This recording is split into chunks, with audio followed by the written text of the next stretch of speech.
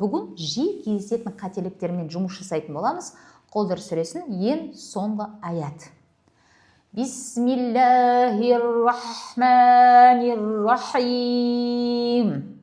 Саламун хия хатта матла'ил фаджр. Саламун хия хатта. Әріпті дұрыс ақысын беру үшін шадада біз не істейміз? Бірінші әріпті біз тұншығу деген процесс болады бұл жерде. Хатта, хатта, саламун хия хатта матла'ил, матла'ил. Бұл жерде бізде то әріп сүкунмен келіп тұр, лазым сүкун, бұрыннан бар сүкун, оның бойында бізде қалқала сипаты бар.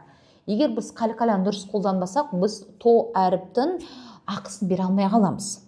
Матла'ил. Бірақ көпшілік қалай қалқаланы шығарады? Шығарам деп ойлайды, бірақ дұрыс шығара алмайды. Қалай? Матл. Егер біз тоны сүкунмен дыбыстаған кезде бізде мына ерін жыбырламайды, еш нәрсе әрекет жасамайды, жақ ашылмайды.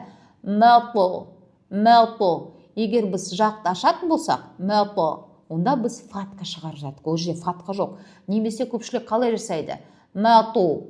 Тіпті ерін жинайды. Ол да қате.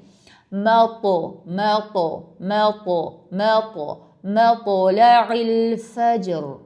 Фаджр. Ро бізде осы жерде истигла болып келіп тұр, жуған дыбыстаймыз. Баршаңызға пайдалы болсын.